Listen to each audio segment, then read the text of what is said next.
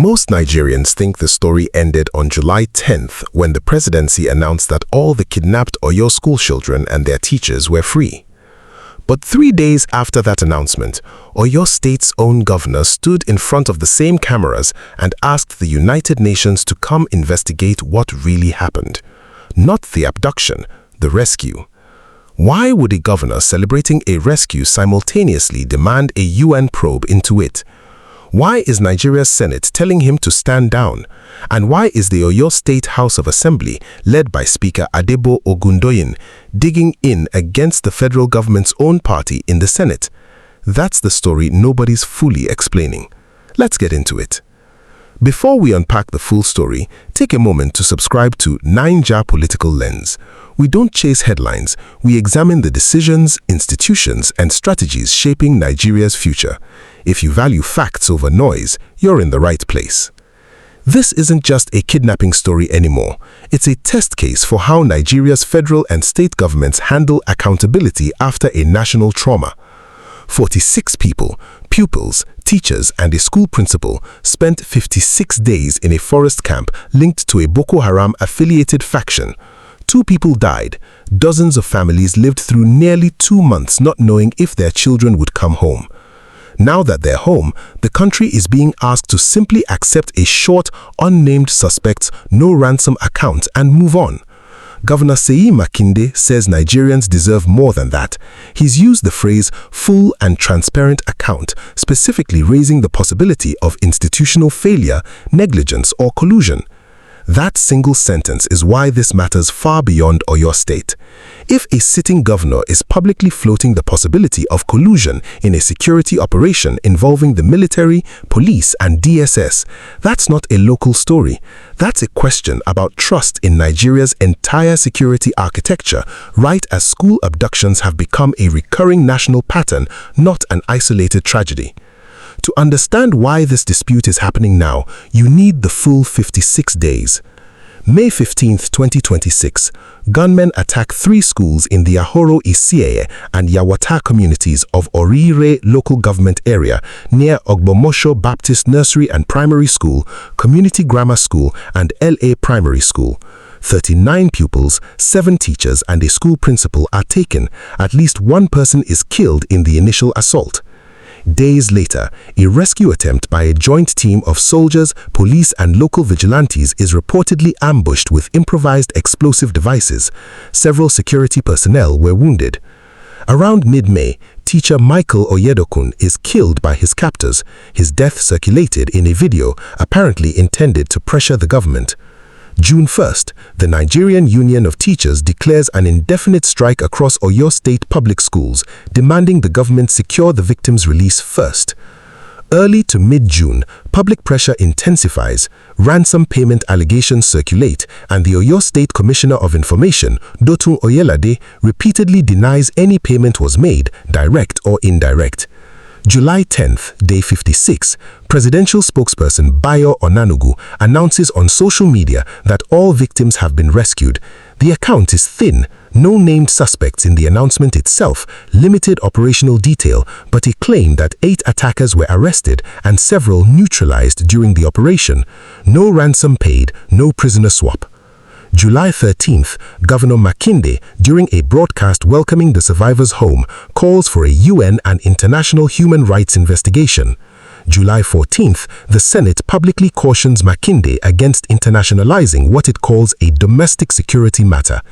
Hours later, the OYO State House of Assembly, under Speaker Ogundoyin, issues a statement backing Makinde and insisting the probe call has been misunderstood. That's the timeline. Now, what do we actually know happened versus what's still contested? Here's the detail almost nobody's talking about. The presidency's own announcement never named a single attacker. Let's separate what's confirmed from what's still in dispute. Confirmed by multiple independent sources and government statements, the abduction occurred on May 15, 2026 at 3 schools in Orire local government area. 2 teachers died, 1 during the initial attack window, 1 in captivity. The victims were held for 56 days. All victims were released around July 10, 2026. The presidency and the Nigerian army state the operation was intelligence-led, involving the army, police, and DSS, and that no ransom was paid. 8 suspects were reportedly arrested and placed in DSS custody. The army says others were neutralized during the operation. A kingpin whose release the kidnappers had demanded remains in custody and, according to the presidency, is being prosecuted rather than released. Still contested or not independently verified. The identity of the attackers has not been publicly confirmed by government beyond general references to a Boko Haram-linked faction operating from forest terrain. The precise operational details of the rescue, exactly how the location was found, how many total casualties occurred among the attackers, and what, if anything, was exchanged, have not been laid out in a formal detailed account. Whether any form of negotiation occurred at any point during the 56 days remains disputed. Officials have consistently denied a ransom was paid, while earlier in the crisis, activists and some social media accounts made ransom payment allegations the government denied. This gap between victims are safe and here is exactly what happened and who is responsible is precisely the gap Governor Makinde is pointing to. Now, let's talk about who actually has the constitutional and legal standing here, because this dispute touches several layers of Nigerian governance at once. State versus federal security powers. Under Nigeria's constitutional structure, policing and security operations are overwhelmingly federal responsibilities. The Nigeria Police Force, the Army, and the DSS all answer to Abuja, not to Ibadan.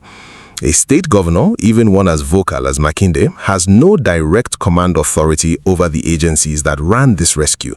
That's precisely why his tool here isn't an order, it's a public appeal aimed at international bodies rather than domestic command structures he doesn't control. Why a state assembly is even in this conversation? Ogundoyin's assembly has no formal power to authorize or block a UN investigation either. Its statement functions as political cover and amplification for the governor, a state legislature publicly aligning itself with the executive against pushback from the Senate in Abuja. It's a signal of unified state government resolve, not a binding legal step. The Senate's institutional objection.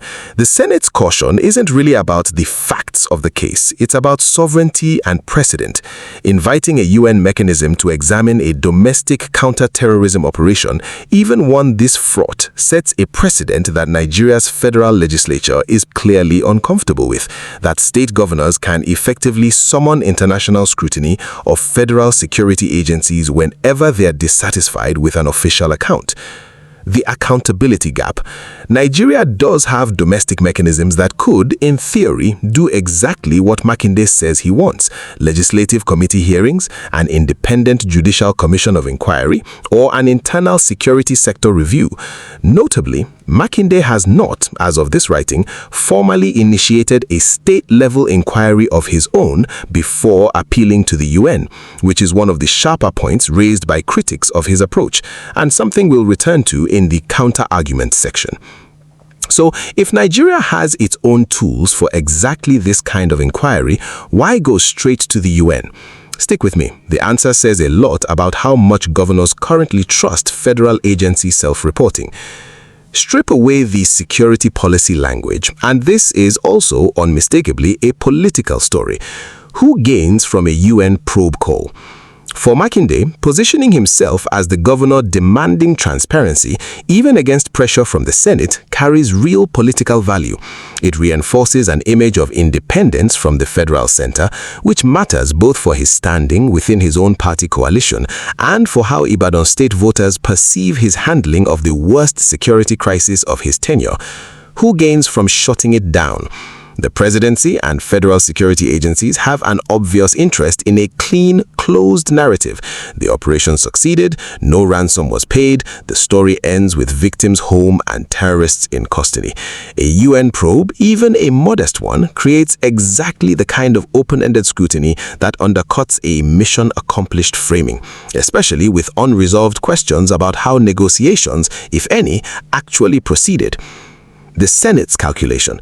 By framing this as a sovereignty issue rather than engaging the substance of Makinde's concerns, the Senate avoids taking a public position on whether the federal rescue account is actually complete. That's a strategically safer position than either fully backing Makinde or directly disputing the presidency's version of events. The Speaker's calculation. For Ogundoyin, aligning the Assembly with Makinde is politically low risk and high value.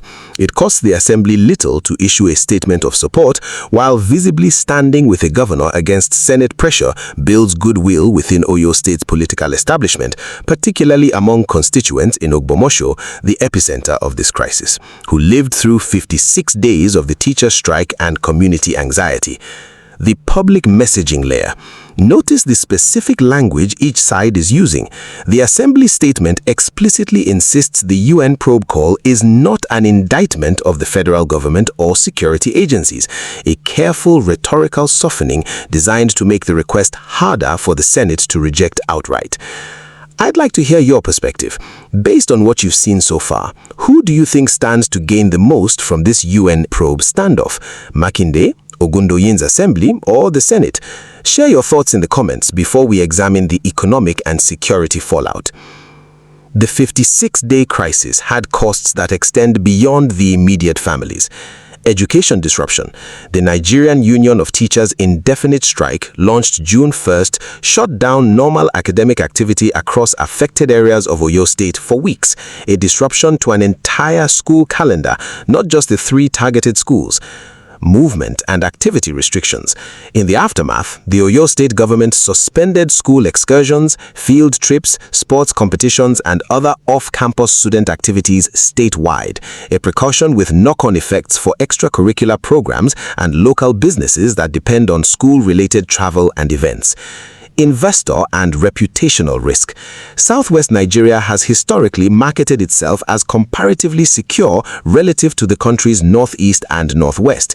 A prolonged, high-profile school abduction in Oyo, the first of this scale in the southwest, chips at that reputation, a factor that matters for a state actively courting investment and tourism. Security spending pressure. A 56-day multi-agency operation involving the Army, Police, and DSS, plus local vigilante and hunter involvement, represents a significant and largely unbudgeted security expenditure, the kind of cost that eventually shows up in security vote allocations and federal-state resource negotiations. Here's a number worth sitting with. 56 days. That's longer than the entire academic term some of these children had left before their next round of exams. This case sits inside a much larger and more troubling pattern. Mass school abductions have become a recurring tactic in parts of Nigeria, and this was the first incident of this scale to reach the southwest.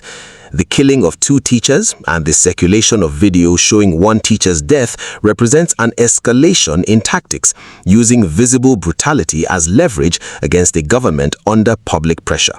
That's a psychological warfare dimension security analysts across Nigeria have flagged as increasingly common. Nigeria's mass school abduction problem has drawn recurring international attention for over a decade, dating back to the 2014 Chibok abductions, and school kidnappings elsewhere in Nigeria continue to draw comment from foreign governments, human rights organizations, and multilateral bodies. A UN probe, if it ever materialized, would not be unprecedented in kind. UN human rights mechanisms have examined security and conflict situations in other African states, including instances where governments themselves requested engagement rather than resisted it. What would be more unusual here is the specific dynamic: a state governor requesting international scrutiny over the head of and against the expressed caution of his own country's federal legislature. For foreign governments and diaspora communities watching Nigeria's security trajectory, this case adds to an existing narrative about the vulnerability of schools specifically, a narrative with real consequences for how Nigeria's insecurity is portrayed abroad, and by extension for how foreign investors and development partners weigh risk in the country. Compare this to how other countries have handled sovereignty tensions with the UN over domestic incidents. The pattern is rarely as simple as invite them in or keep them out. We'll come back to that in the forecast section. A fair analysis has to sit with the strongest version of each side's case. The case for skepticism toward Makinde's UN probe call. Nigeria has functioning, if not perfect, domestic accountability mechanisms, legislative oversight committees, judicial commissions of inquiry, and internal military and police review processes. Critics can reasonably ask why the governor escalated straight to an international appeal rather than first exhausting or at least publicly initiating those domestic tools. There's also a legitimate sovereignty concern.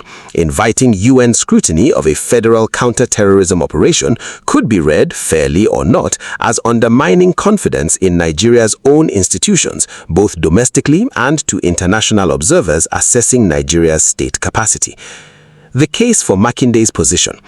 Given that the federal government's own account of the rescue has been described by observers as thin on operational detail, and given a documented pattern of denied ransom claims and unverified rescue announcements throughout the 56-day crisis, a degree of public skepticism towards official narratives is not unreasonable. An independent international review in this reading isn't an indictment of Nigerian institutions, it's a mechanism precisely for restoring the credibility those institutions currently lack with parts of the public. If this analysis is helping you see the bigger picture, click the like button. It tells YouTube that thoughtful political conversations deserve a wider audience. Where does this go from here? A few plausible paths. Scenario 1. Quiet de-escalation. The Senate's public caution, combined with the political cost to Makinde of appearing to prolong a story the public largely wants closed, leads to the UN probe call fading from active political conversation without ever being formally pursued through UN channels. This is historically the most common outcome for these kinds of gubernatorial appeals in Nigeria. Scenario 2. Domestic compromise. Facing sustained pressure, the federal government or the OYO State Assembly initiates a formal domestic inquiry, a legislative hearing or a judicial commission of inquiry as a legislative hearing or a judicial commission as a middle path that addresses transparency demands without ceding to Senate sovereignty concerns. This would let Makinde claim a partial win while avoiding the sovereignty fight. Scenario 3. Actual international engagement. Less likely given the Senate's clear opposition, but not impossible if new evidence emerges suggesting security sector failure or misconduct, prompting renewed pressure from civil society, NUT, or international human rights organizations. Signals worth watching. Whether the OYO State Assembly moves from statements to a formal request for a state-level inquiry, whether the federal government releases a more detailed operational account to preempt further pressure, and whether NUT, having already shown its willingness to strike, escalate demands around school security funding as a condition for full academic resumption. Let's return to where we started. Why would a governor celebrate a rescue and demand an investigation into it in the same week? Because in Nigeria's current political moment, the children are safe and we know exactly what happened and who's accountable are no longer treated as the same statement. The gap between those two claims is where this entire controversy lives. What we know for certain, 46 people endured 56 days in captivity. 2 people died and they are now home. What remains genuinely unresolved is the full operational account of how they got home and whether Nigeria's institutions are willing to make that account public without international pressure to do so. Watch what happens next, not the statements, but whether anyone actually opens a formal inquiry. That will tell you more than any press release. If this analysis gave you a clearer understanding of Nigeria's political landscape, share this video with someone who values informed discussion. Subscribe to Naija Political Lens and turn on notifications, because when the headlines fade, informed citizens still need the full picture. This has been Naija Political Lens, where we go beyond the headlines to uncover the facts, the context, and the strategy behind Nigeria's biggest political stories. Thank you for watching, and I'll see you in the next analysis.